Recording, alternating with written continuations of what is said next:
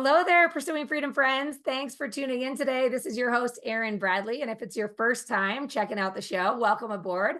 Got a great interview in store for my friend here, Gabriella Godde. And if you've been listening for a while, I'm super excited to have Gabriella on the show because, listen, she's been on the mortgage side of the real estate space since 1997. So, as you can imagine, she's got some stories and she's got some strategies to share. So I'm going to let her give her background, and then we're going to dive headfirst into all the trials and tribulations that Gabriella has navigated, endured, and here she is thriving in the current market we're recording in 2024. So glad to have you on the show. Thank you, Gabriella, for taking the time to be with us today. Thank you so much, Erin, for having me. Yes, so I got into business in 1997, but before that, I had owned my own businesses. And so I kind of got into this by accident.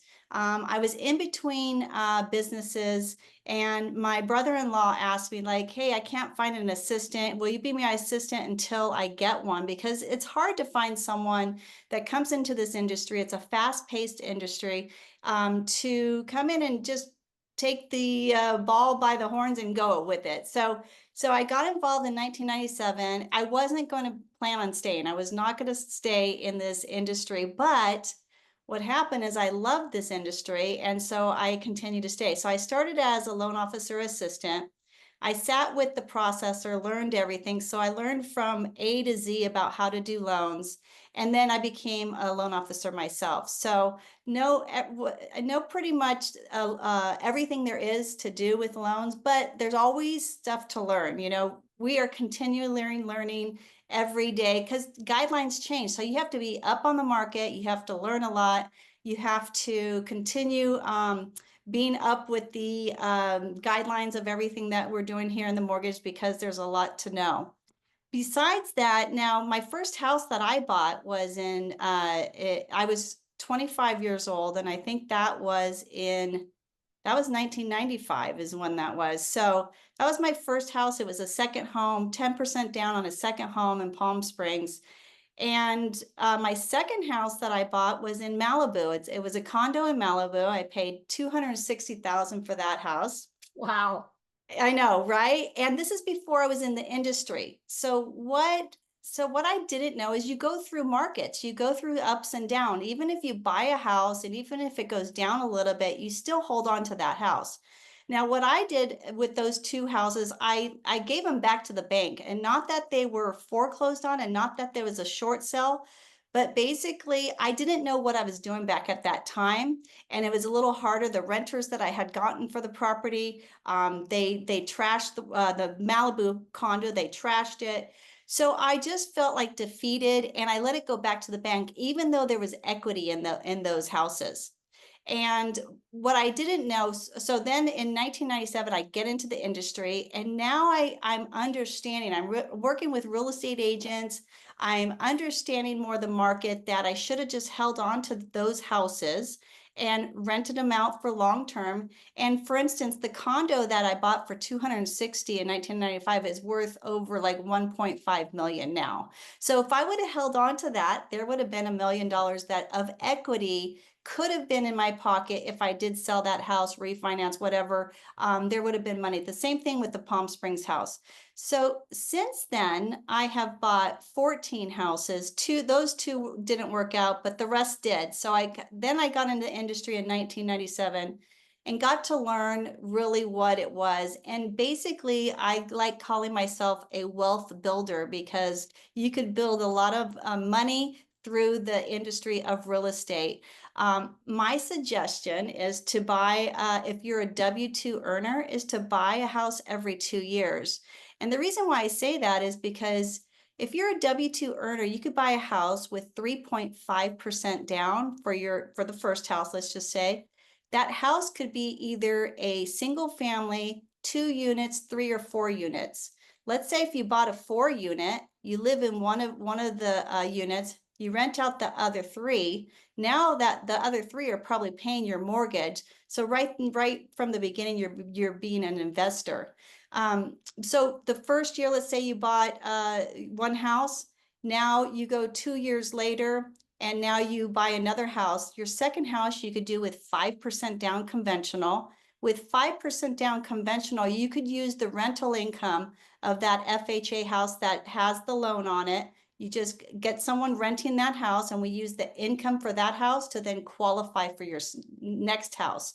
So you could be doing that every 2 years. So I just love teaching other people what they could be doing in this industry to be building wealth. The last house that I just bought was in 2020, and I bought it for 550. My daughter lived in it. She remodeled it, and then 3 years later, we sold it for 850. So we were able to take that money, put it in our bank, have equity.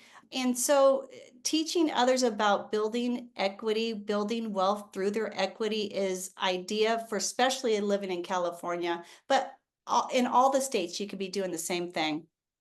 It's so interesting that because you brought up something that I was thinking about, is that you've bought 14 houses and you're living in California, because so many people have this stigma around a place being qualified as quote unquote too expensive. And it's like, well, relative to what, right? So you and I were talking earlier about how first time home buyers still need a place to live, and people that have equity can sell and buy something else. And you were even saying about how with those first time home buyers, someone listening might have that instant rebuttal to say, yeah, but it's so expensive there. And it's like, yeah, so get with a couple friends and buy a place, right? So I love how you think creatively. I want to go back a little bit because I know that you've navigated so many different markets, and we're recording this now in August of 2024, and the last couple years in the mortgage side and also on the real estate side have been tricky. And even in my real estate investing community, we were talking this morning on my mastermind call about finding opportunities. And so without overwhelming with too many questions at once, can you talk us through your experience of, 08, 09, 2010, and kind of, what you wish you knew then and what you would have done if you knew then what you know now, and how that plays into how you're navigating the most recent market we're in? Yes. So in 2008, we know the crash happened because a lot of the lenders were giving 100% financing, stated, and you didn't even have to qualify for that loan. So the crash came because of what the lenders were giving to buyers. You basically, I think it was 2001, I remember, I was able to fax in a loan application. It was stated, we just stated the income, and they got approved. So it was the lenders were just allowing these loans to happen. So crash happens in 2008. Okay, so then in 2010 was my worst year. That's when I felt it for me. But what I wish I would have known then, what I know now, is that I would have just continued to call past clients, find lists to call different buyers, consumers, real estate agents to let them know that they should be buying a house. If you think about it, in 2010, or I'm sorry, 2010, the sales prices were probably half of what they are now. So could you imagine buying a house, let's say that was that's $1 million now, but it was 500,000 in 2010. So that's where if I would have known now what I know, I would have been calling everybody and their mother to say, you need to be buying a house. Now let's forward to 2024. Yes, the houses are not selling as fast, but as you know, we know that we could build wealth with homes. We know that if you're paying rent, that you shouldn't be throwing your money on rent. If you bought let's just say you got four friends together, you bought $1 million 4 units, you each live in one of the units. Now you are all homeowners.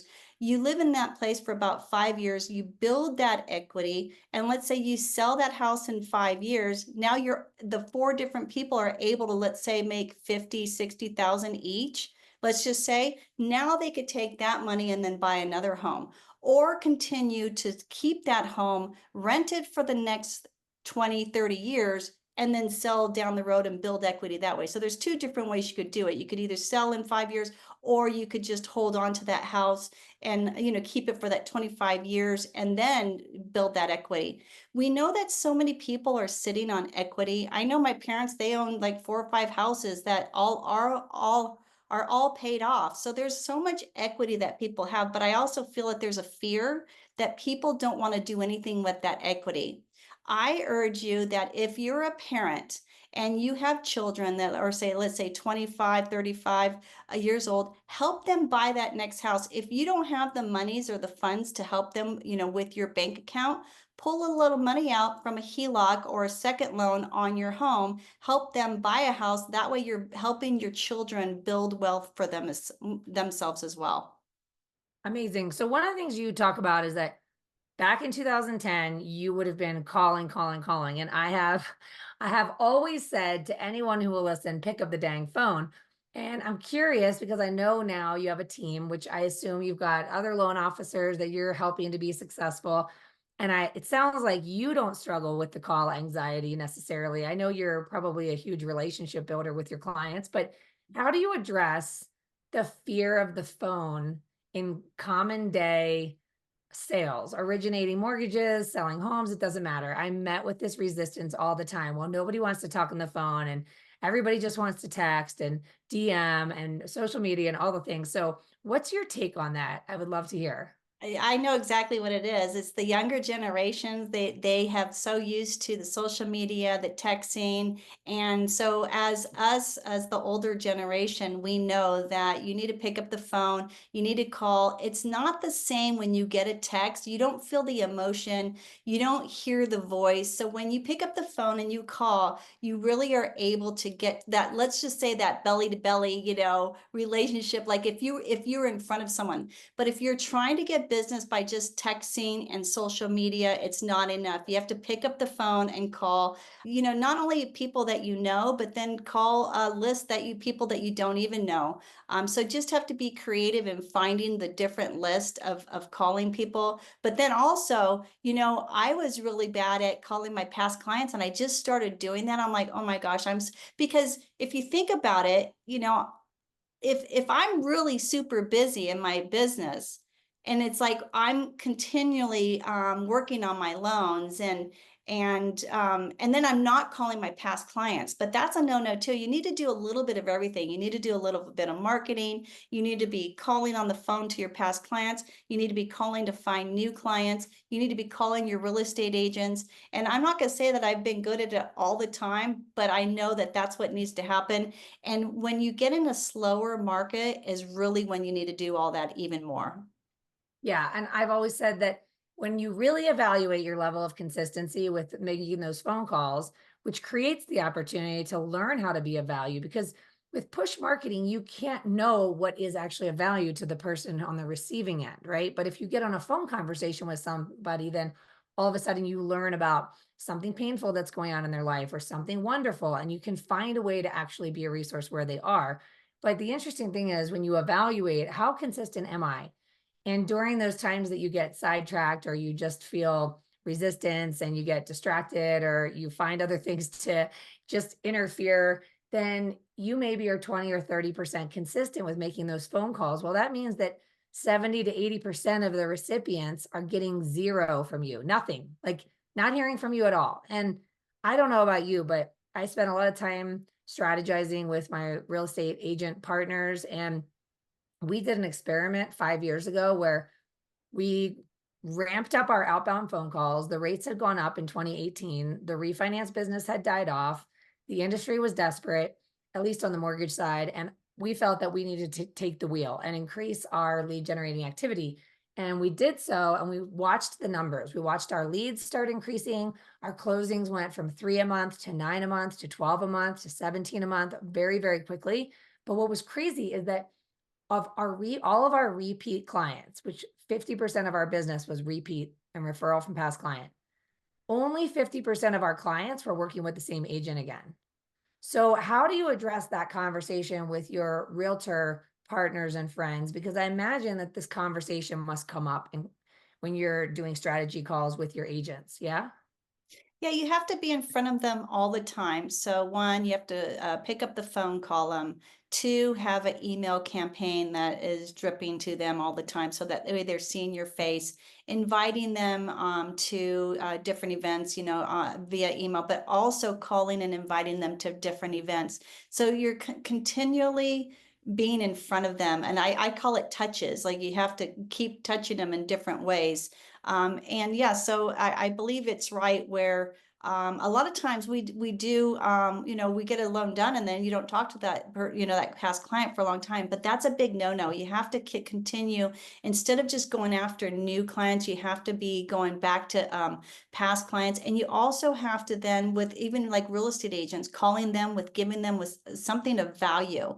Not calling them to ask them, hey, what can you give me, but what can I help you with?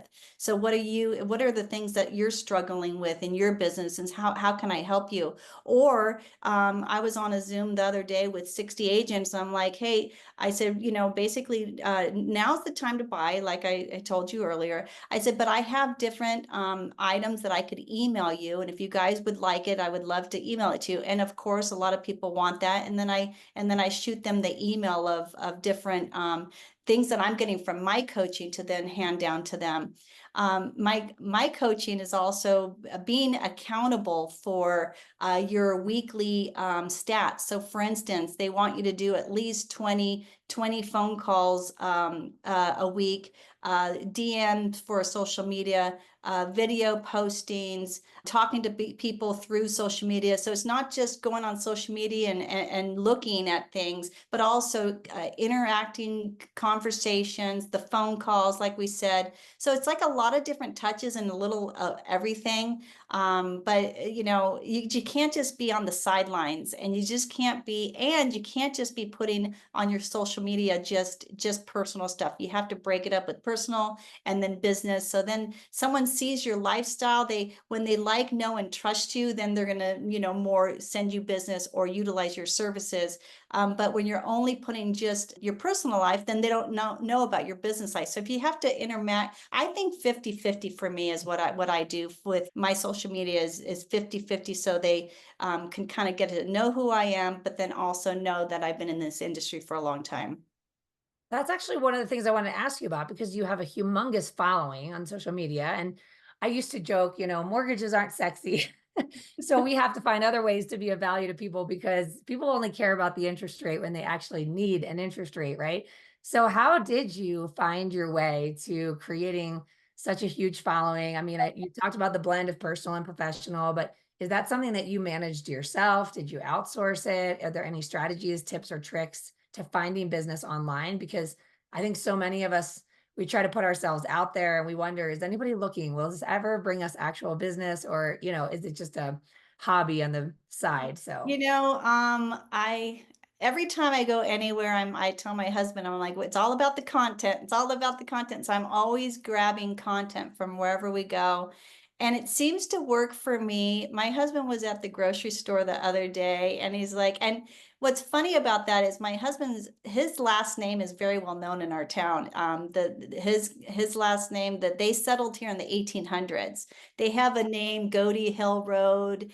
The reason why they did that, they named Godde Hill Road, is because his family was one of the first settlers to come over that hill. So when it's funny when my husband says, you know what, he goes, I feel like you're the star, in the sense for he had ran into someone.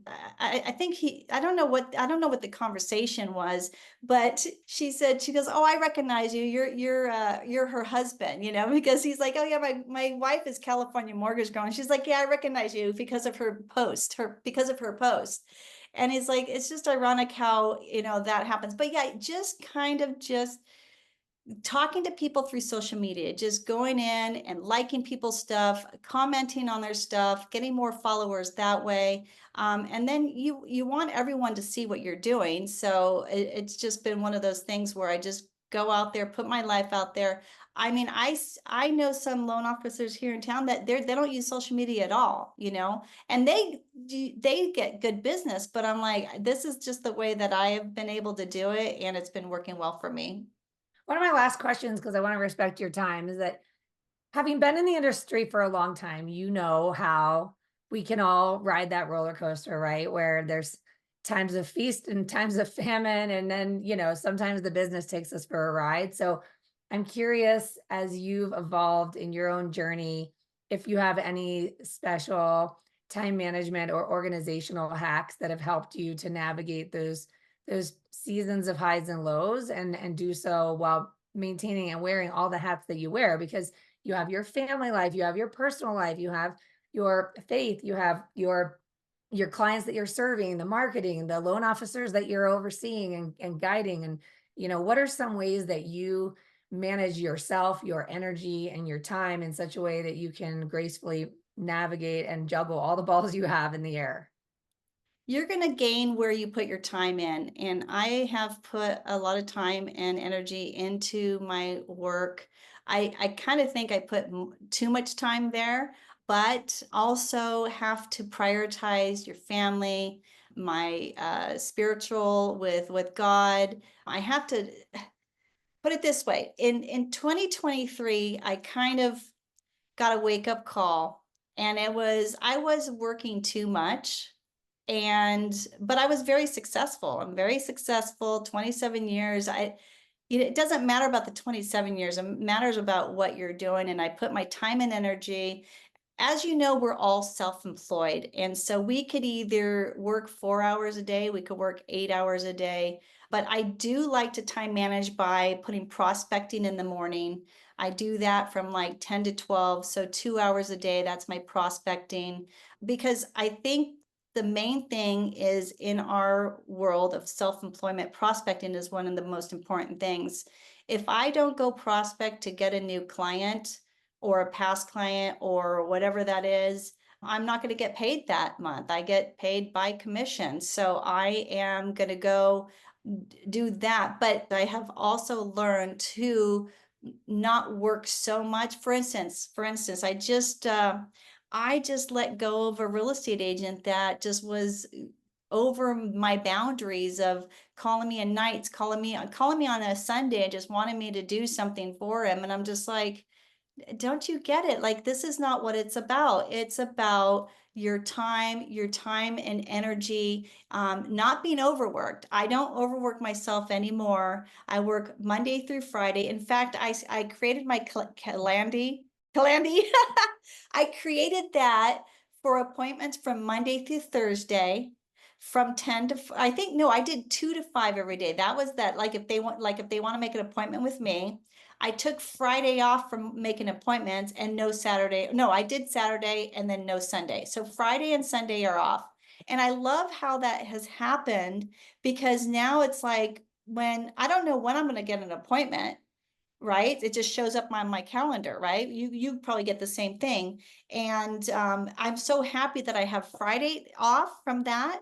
And then on Sunday, I left Saturday a couple hours on Saturday, just in case someone needs on the weekend. But I used to call myself pre-qual 24/7 back in the day. That's how I started my business, pre-qual 24/7. And I would have real estate agents calling me at 10 at night, and I would answer, because I'm just like, I was hungry for the business. I was hungry. So if you want to do that, great. If you don't have kids, and if you do, great. But I learned that I started valuing myself and my time. And once I did that, then I don't let anybody walk all over me with my time. And that has saved me immensely now. So I feel like so much more at peace now that I do it that way, opposed to the old way. Yeah, it's interesting. We talk a lot in our coaching program about the analogy between, imagine a medical professional that is going to be operating on you. It could be your dentist, it could be your surgeon. And then imagine somebody with such an important job in your life, with your health and, your well-being, that suddenly just interrupts what they're doing to respond to a text message, and then interrupts what they're doing to check an email, and then interrupts to answer that call. And then think about how you operate yourself and your business. And in theory, we think that we do it because we don't want to let somebody down by not dropping everything with our family or even professionally to handle that thing right now, right now, right now. When in fact, it's an illusion, because we're operating with this scattered, distracted energy on something that is someone's most important financial decision right now. And so I always try to encourage people anyone who will listen is to really evaluate that narrative of I just have to, I need to, I should, I have to. And then say to yourself, how do we show up when we operate like that? Do we show up present, focused, clear headed, energized, enthused, ready to serve at the highest level? Or are we putting ourselves in a threat of making a mistake or dropping the ball on someone's most important financial decision because it's just how we've always done it? And so I like to help people really evaluate the identity that we have for the professional that we want to be. And then say to ourselves, would we trust a doctor who runs their life and business the way we do? Or would we trust someone who's never given themselves permission to rest or take a day off? No, we would want the highest level of energy, focus, clear headed, right? When they're dealing with major health concerns. So let's do the same for our clients with their financial well being. And so, anyway, it's just interesting you brought that up because it's almost like we have to create an identity shift for ourselves and then rewrite the narrative to say our clients actually deserve better. They deserve this better version of us than the one that we've been showing up as just out of habit over the years. Well, and I think we need to value ourselves too, so we don't let people just, call us whenever, and just put the boundaries and let them know, like, hey, my hours are this, and I could get the same things done on those hours. Because now if you call me at 7 o'clock at night, I don't have my computer in front of me. I'm tired. My head is tired, and so I don't have the proper information to look up possibly what they're calling me on. So that's when I'm just like, nope, I just need to focus when I'm off the phone. Now, a lot of my friends know me that I don't call a lot of friends on the phone because I'm on the phone all the time for work. So I'm not the friend that calls and talks to other, I mean, and I wish I was, I'm just not, because I'm so tired at the end of the night. I'm just like, I don't want to see the phone. I actually put my phone away, like 8 and on, it's not by me at all. Like it's done. But I won't answer it after 7 because I'm just like, there's nothing I could, unless it's something important, but you know what I mean? But yeah, I started valuing myself and I'm like, okay, this is the new me, the new way, and I love it. I love that. Well, what a great story and very inspiring. And it's great to see you continuing to thrive. So thank you so much, Gabriella, for taking the time to share your story with our listeners. Thank you, Erin, for having me. I really appreciate you as well. And to all my friends out there, thanks for tuning in. As always, if you're loving this content, wherever you are, stop right now, leave that 5-star review because it helps us continue to attract amazing guests like Gabriella, help this content get found, and help more people on the journey to building a life you don't need a vacation from. I love you. I appreciate you. We'll see you next time.